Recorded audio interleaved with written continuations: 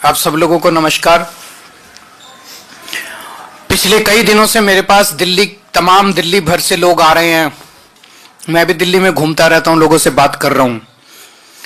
दिल्ली को भारतीय जनता पार्टी की केंद्र सरकार ने और खासकर अमित शाह जी ने देश की क्राइम कैपिटल बना के रख दिया है।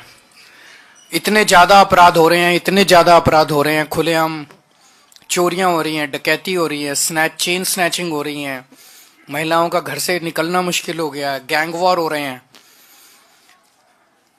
लोग बहुत ज्यादा डरे हुए हैं, लोग अपने आप को बहुत ज्यादा असुरक्षित महसूस कर रहे हैं। भारतीय जनता पार्टी को और इनकी केंद्र सरकार को दिल्ली के लोगों से कोई लेना देना नहीं है।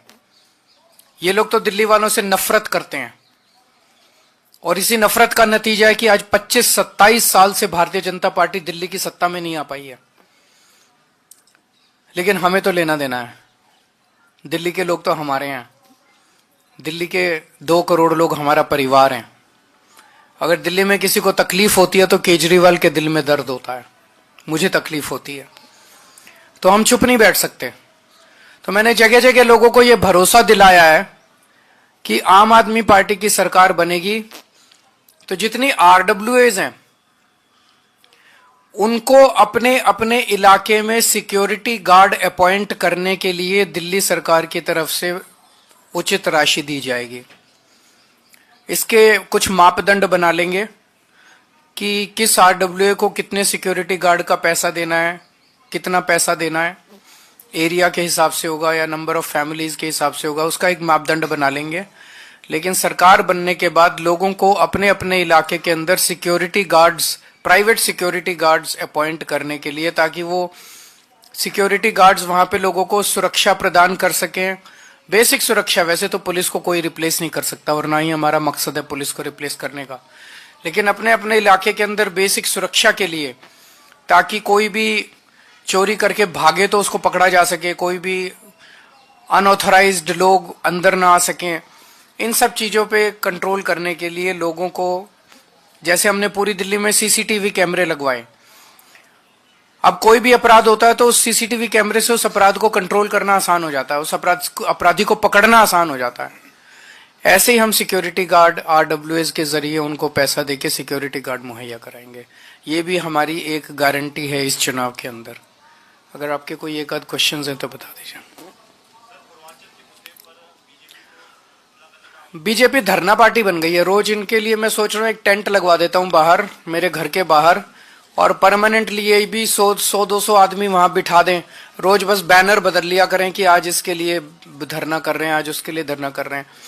इनके जैसे झूठे और दोगले लोग नहीं है। कल मैं इलेक्शन कमीशन किस लिए गया था? इलेक्शन कमीशन इसलिए गया था, इलेक्शन कमीशन से ये शिकायत करने कि रोहिंग्या का बहाना बना के पूरी दिल्ली के अंदर भारतीय जनता पार्टी पूर्वांचलियों के और दलितों के वोट कटवा रही है। ये खुद ही जेपी नड्डा साहब ने संसद के अंदर कबूल किया था कि हम पूर्वांचली और दलितों के वोट कटवा रहे हैं।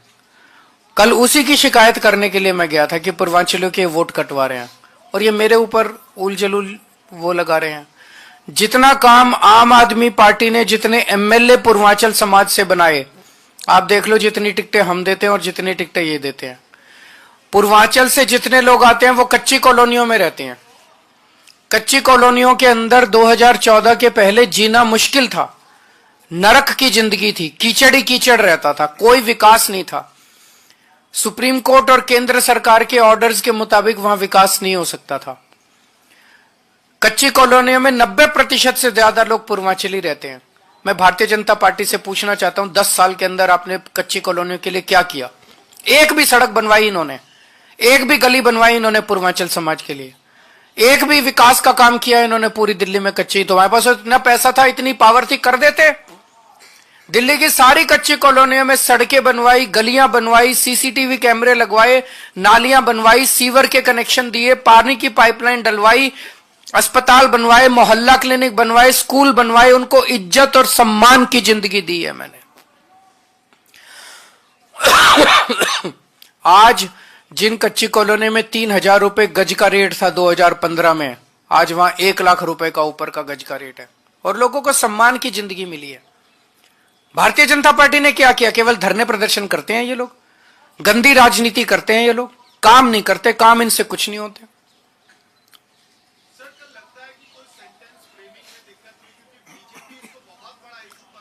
बीजेपी के बनाने से इशू बनते नहीं है।